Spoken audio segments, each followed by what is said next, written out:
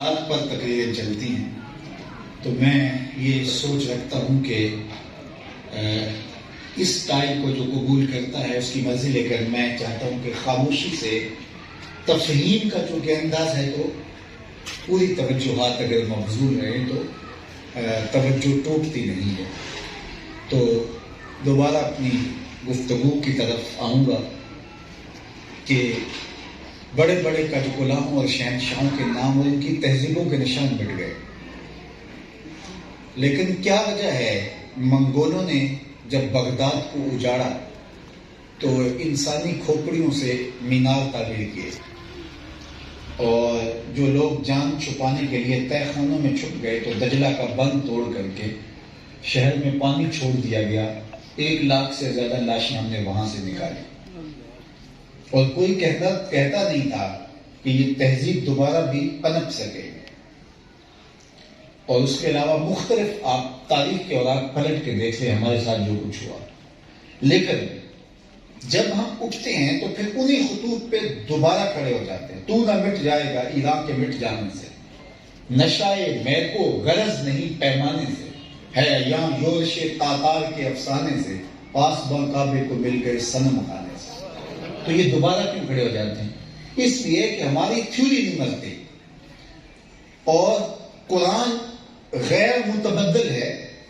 اور یہ جب ہم دوبارہ کھڑے ہوتے ہیں تو انہی خطوط پہ کھڑے ہو جاتے ہیں، اس لیے کہ تھیوری ایک ہے اور وہ تھیوری کبھی بھی ہماری ختم نہیں ہوئی۔ یہ 9 آزاد ریاستیں جو رشیا آزاد ہوئی ہیں، ماوراء النہر کا سارا جو کنارہ ہے، یہ قازقستان ہے، یہ سمرقند، بخارا، یہ جتنا کچھ ہے، تو یہاں تو حالات یہ ہو گئے تھے کہ اگر کسی کے گھر سے قرآن مجید کے ورقے مل جاتے تو اس کو بھی جیل میں ڈال دیا جاتا اور قید و بند کی سہولتوں سے گزرنا پڑتا۔ وہاں قرآن مجید کا نسخہ موجود نہیں رہا تھا، مسلسل روسی جبر کے تحت ان کو اس سے ناشنا کر دیا گیا تھا۔ لیکن جب یہ ریاستیں آزاد ہوئیں اور یہاں سے جہازوں کے جہاز بھر کے لوگ قرآن مجید کے لے کر وہاں گئے، آپ کو اگر اس دور کے اخبارات کی خبریں اور تجزیے ذہن نشین ہوں تو آپ جانتے ہیں کہ یہاں کچھ لوگوں نے، مخیر حضرات نے پورے کے پورے جہاز قرآن مجید کے چھپوا کے وہاں جا کے بانٹے، اور لوگوں نے پہلی مرتبہ قرآن مجید دیکھا۔ بعض نسلوں نے تو دیکھا ہی نہیں تھا، اور وہ پھوٹ پھوٹ کے روئے۔ لیکن حیرت کی بات یہ تھی کہ جب قرآن کھولا جاتا اور ان کو پڑھنا نہیں آتا تھا، لیکن جب وہ ایک آیت پڑھتے تو وہ فل پڑھنا شروع کر دیتے، ان کو زبانی یاد تھا۔ تو کہا گیا کہ تمہارے ہاں تو قرآن مجید ہی نہیں ہے، تو کس طرح تم نے یاد کیا؟ تو کہا ہماری ماؤں نے ہمیں درزی والی دکان پہ بٹھا دیا تھا، اور بظاہر ہم درزی سے کپڑے سینے سیکھتے تھے، لیکن حقیقت میں ہم ان سے قرآن سیکھ کے آیا کرتے تھے۔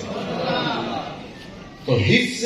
کی برکتیں جو ہیں وہ آج نسلوں میں ہیں، ان کے نام جو ہے مسلمانوں والے نہیں رہتے۔ یہ پچھلی حکومت نے اعلان کیا تھا کہ جو بیٹے کا نام محمد رکھے گا اسے $1000 دیں گے، جو بیٹی کا نام فاطمہ یا عائشہ رکھے گا اسے بھی $1000 دیں گے۔ نام تک ان کے چھین لیے گئے، لیکن قرآن مجید پھر بھی ان کے اندر موجود رہا، تو وہ اس حفظ کی وجہ سے موجود رہا۔ انہوں نے وہاں بیٹھ کر کے سیکھا کہ بظاہر وہ دکانداری سیکھ رہے تھے، لیکن وہ قرآن مجید کی تلاوت سیکھ رہے تھے۔ تو یہ قرآن ہے جس نے اس امت کو کھڑا کیا۔ تو میں نے کہا کہ وہ جو بدکار لوگوں کو، تھنک ٹینکس کو ٹاسک دیا کہ پوچھا جائے کہ یہ امت پھر کھڑی کیسے ہو جاتی، انہوں نے کہا 4 چیزیں ہیں جو اس امت کو ماننے نہیں دیتی۔ ایک حج، یہ ان کا عالمی اجتماع ہے اور مسلم امہ کی وحدت کا ضامن ہے۔ دوسری چیز قرآن مجید۔ تیسری چیز جو ان کو مرنے نہیں دیتی وہ جذبہ جہاد ہے، اور چوتھی چیز جو ان کو مرنے نہیں دیتی وہ جذبہ عشق رسول ہے۔ یہ 4 چیزیں اگر ان کے سینوں سے نکال لی جائیں تو ان کو مٹانا کوئی مشکل نہیں ہے، لیکن یہ 4 چیزیں مسلمانوں کے سینوں سے نکالنا ممکن نہیں ہے، اور اس میں بنیادی قرآن مجید اللہ نے اس کی حفاظت اپنے ذمہ کرم پہ لی اور حضور کے پیار پر دین کی بنیاد رکھی، تو لہذا ممکن ہی نہیں ہے ہاں ہماری کوتاہیوں کی وجہ سے ہم پستی، ادبار، ذلت اور زبوحالی کا شکار تو ضرور ہوئے، لیکن اس اسلام کی، اس دین کی حفاظت اللہ نے اپنے ذمہ کرم پہ لی ہے، اور اس کا ایک ذریعہ قرآن مجید کے حفظ کی سعادت کو حاصل کرنا، اور اس کے ذریعے سے قرآن مجید جو کہ اسلام کی تھیوری ہے، اور اسلام اس کا ہمارے رویے، ہمارا طرز زندگی، اس کی پریکٹس ہے، اس کا عملی نمونہ ہے، تو ہمیں اس کتاب کو یاد کر کے اس کے تقاضوں پہ عمل پیرا ہو کے اپنی زندگی کو بسر کرنے کی کوشش کرنے کی، اپنی زندگی کے اندر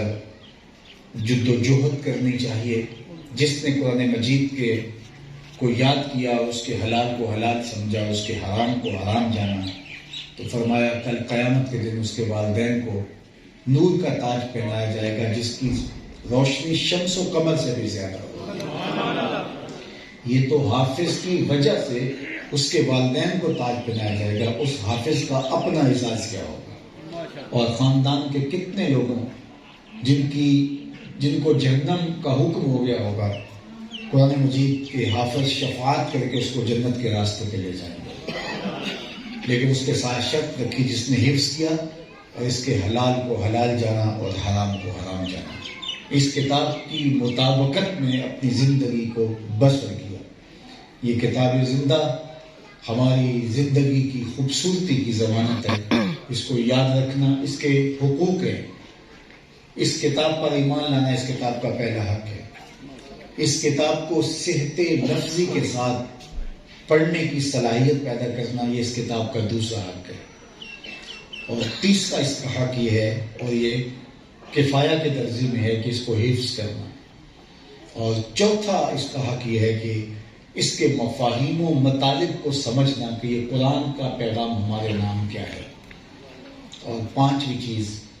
اس کے تقاضوں پر عمل کرنا، اس کے حلال کردہ اور حرام کردہ احکام کو جان کر کے ان پر عمل کرنا، اور چھٹا حق یہ ہے کہ اس کی عملی تنفیذ کہ باقاعدہ ہماری معاشرت میں قرآنی نظم، قرآنی تعلیمات نافذ العمل ہوں تاکہ اس کی مطابقت میں زندگی گزاری جائے۔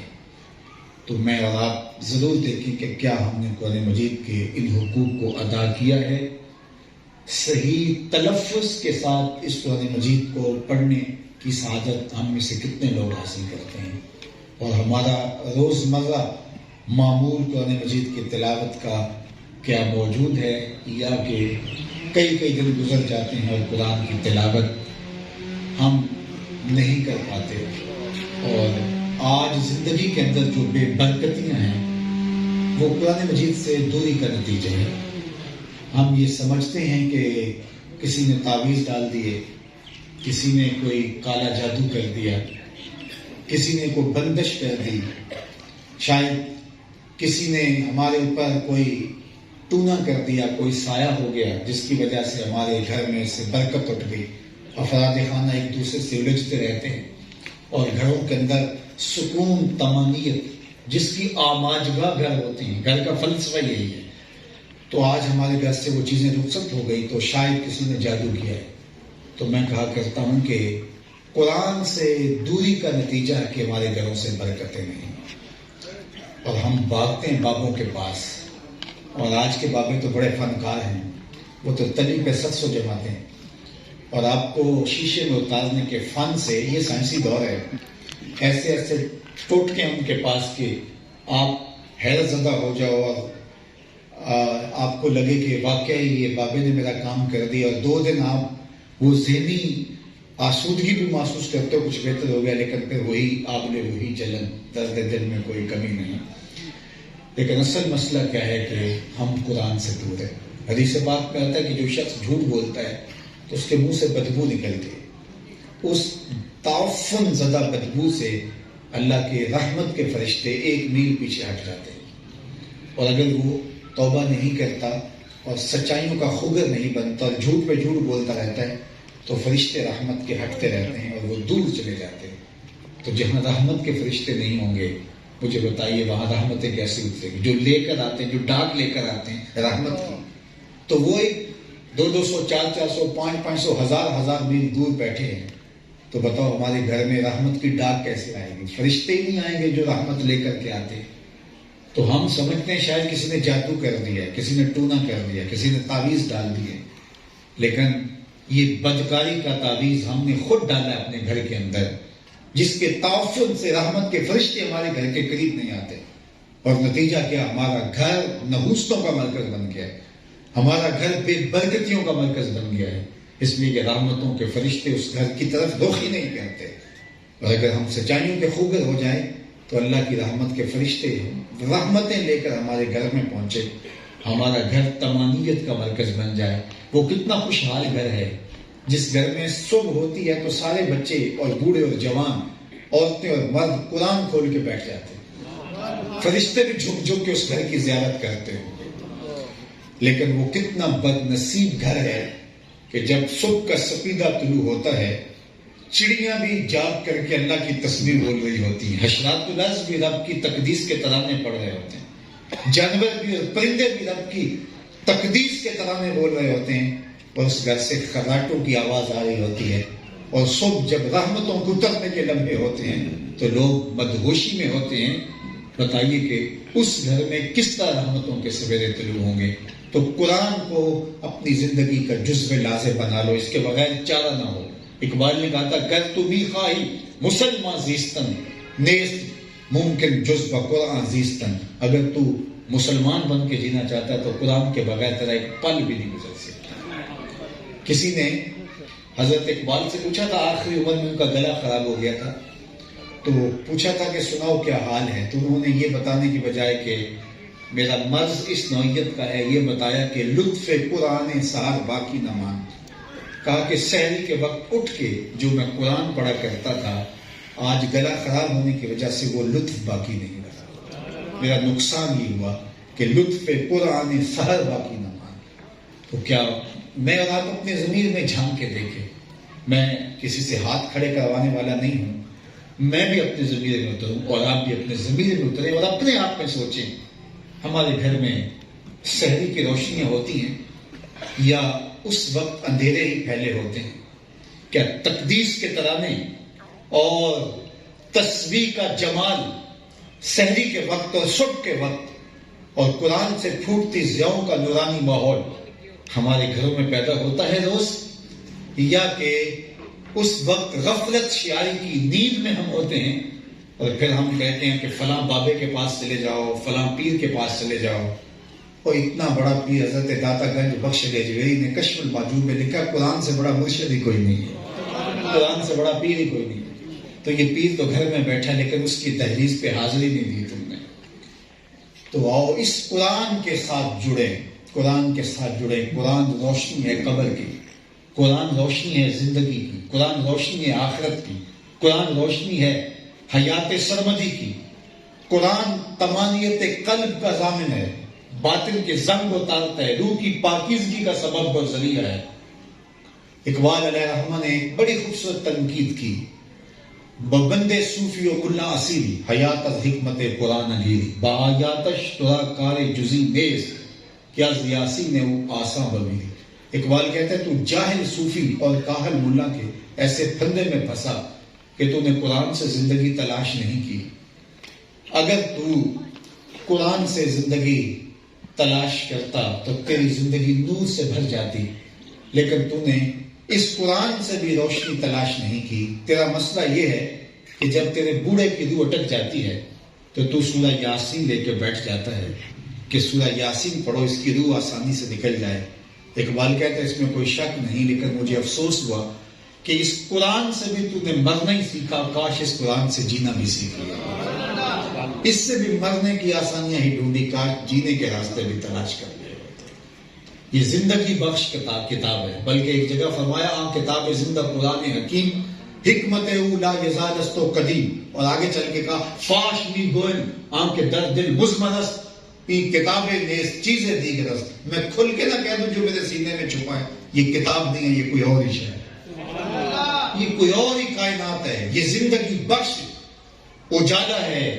جو من کے سارے اندھیرے مٹا دیتا ہے. اس قرآن کے ہوتے ہوئے بھی ہم اندھیروں میں رہیں گے اور ظلمتوں میں رہیں گے. جب اقبال علیہ الرحمہ نے شکوے کی زبان کھولی نا تو لہجہ تھوڑا تلخ ہو گیا کہ صفائے دہر سے باطل کو مٹایا ہم نے. رب سے شکوہ گناہ ہے اقبال. صفائے دہر سے باطل کو مٹایا ہم نے، نو انسانی کو غلامی سے چھڑایا ہم نے. تیرے کعبے کو جبینوں سے بسایا ہم نے، تیرے قرآن کو سینوں سے لگایا ہم نے. پھر بھی ہم سے گلہ ہے کہ وفادار نہیں، ہم وفادار نہیں، تو بھی تو دلدار نہیں. تو لہجہ تلخ ہو گیا، لیکن ہم جواب سنیے. لفظ وہی ہے، صرف صیغہ بدلتا ہے. اب ادھر سے آواز آ رہی ہے، صفائے دہر سے باطل کو مٹایا کس نے، نو انسانی کو غلامی سے چھڑایا کس نے. میرے کعبے کو جبینوں سے بسایا کس نے، میرے قرآن کو سینوں سے لگایا کس نے. تھے تو آبا وہ تمہارے ہی مگر تم کیا ہو، ہاتھ پہ ہاتھ درے منتظر فردا ہو. ہر کوئی مست مئے ذوق تن آسانی ہے، تم مسلمان ہو یہ انداز مسلمانی ہے. حیدری فقر ہے نئے دولت عثمانی ہے، تم کو اسلاف سے کیا نسبت روحانی ہے. وہ معزز تھے زمانے میں مسلمان ہو کر، تم خار ہوئے دار کے خدا. ہماری پستی، زبونحالی، ذلت، نکبت، رسوائی، ادبار یہ اس لیے ہے کہ ہم نے قرآن کو چھوڑ دیا. اور اگر قرآن کو حفظ جاں بنائیں، اور بابے سے تعویذ لینے گئے، ذرا یہ تعویذ بھی تو گلے میں ڈالیں، یہ بھی تو روح کے ساتھ باندھیں، یہ تعویذ بھی تو گھول کر کے پیے اور من میں اتاریں. تو دیکھنا یہ تعویذ کس طرح آپ کی روح میں روشنی اور روح میں چراغاں پیدا کر دیتا ہے. تو اس کتاب کے ساتھ جڑ کر کے اگر اپنی زندگی کو جوڑ لیں گے تو پھر آپ کو در در پہ بھی نہیں جانا پڑے گا. یہ چلانا آپ کو حیات نو بخش دے گا. تو میں مبارکباد پیش کرتا ہوں اس سکول کی انتظامیہ کو کہ اللہ نے ان کو یہ توفیق دی، اور آپ لوگوں کے بچے یہاں پڑھ رہے ہیں. نونہالان ملت کے لیے یہ ایک سرمایہ ہے، اور اس سرمایہ حیات سے اپنی زندگی میں چراغاں کیا جا سکتا ہے. اللہ یہاں برکتوں کے قافلے نازل فرمائے، اور اپنی خاص عنایتیں اور خاص کرم نوازیاں